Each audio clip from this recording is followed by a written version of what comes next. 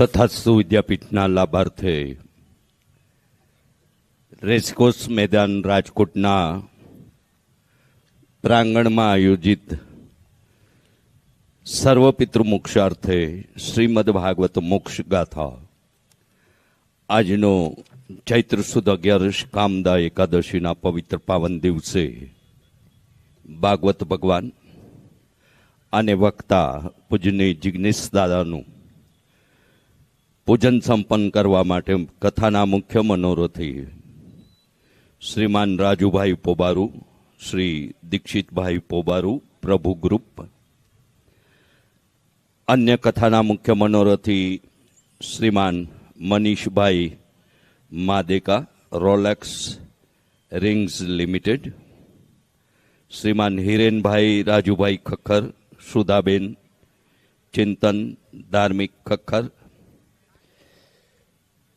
રાજસંસ expert Rajkot, કથાના મનોરથી શ્રીમાન સુધીરભાઈ મુક્તિલાલ દુબલ, હાથી મસાલા રાજકોટ, અને તેમના પરિવારજનોને ભાગવત ભગવાન અને યુવા વક્તા પૂજની જિગ્નેશ દાદા રાધે રાધેનું ભાવપૂજન સંપન્ન કરવા માટે વિનંતી કરીશ.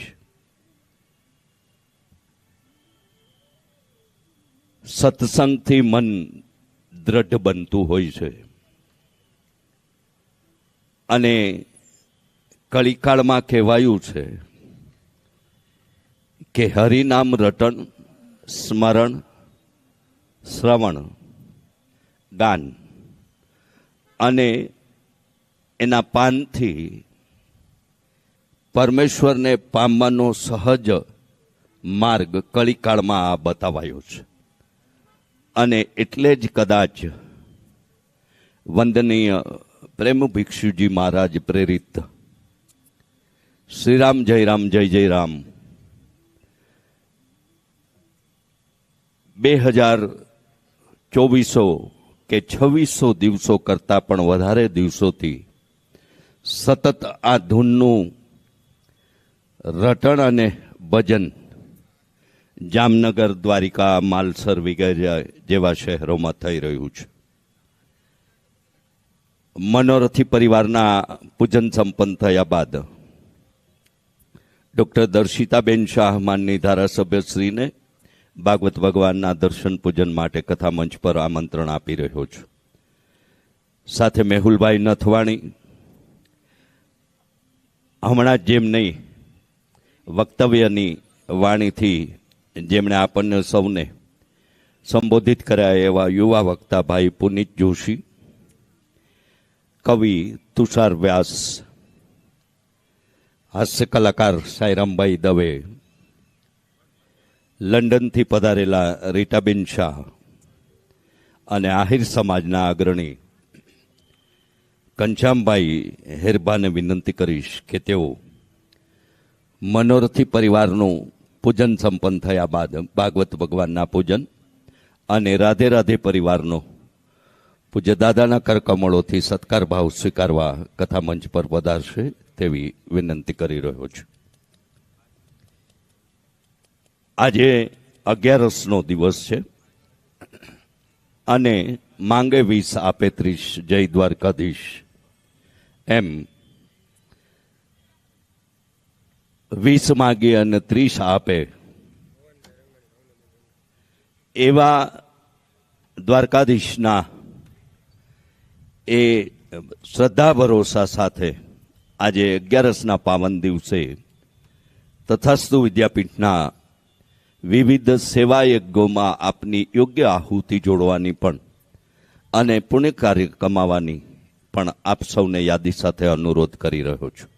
એક કરતાં વધુ કથાના આયોજનો જે પરિવાર દ્વારા સંપન્ન થયા છે અને તથાસ્તુ વિદ્યાપીઠના પાવન પરિસરની ભૂમિ અધિગ્રહણના દાતા સન્માનની ભવાનભાઈ રંગાણી અને શ્રીમતી ભાવનાબેન રંગાણીને પણ કથા મંચ પર પધારી ઠાકોરજીનું દર્શન પૂજન અને પૂજ્ય દાદાના આશીર્વાદ પ્રાપ્ત કરવા વિનંતી કરીશ.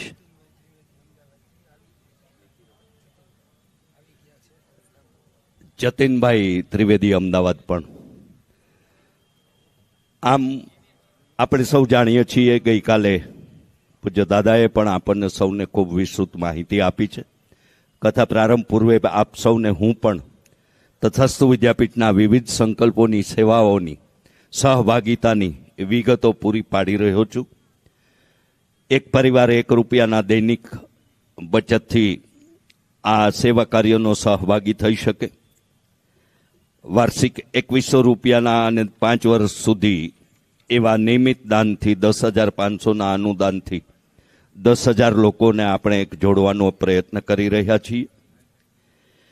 11,000નું ફક્ત વર્ષમાં એકવાર અને એવા 2500 લોકોને આપણે એક આ માધ્યમથી આ સેવા યજ્ઞના સહભાગી બનાવી એક પરિવાર નિર્માણ કરી રહ્યા છીએ.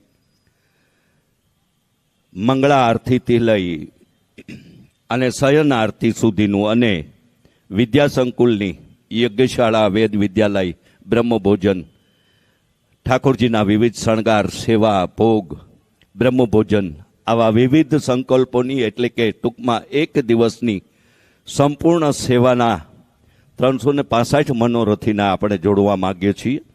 એ એક દિવસની સંપૂર્ણ સેવાના મનોરથી તરીકે 1,11,111ના આપણા સેવા મનોરથથી સમગ્ર દિવસની સેવાના આપણે સહભાગી બની શકીએ છીએ.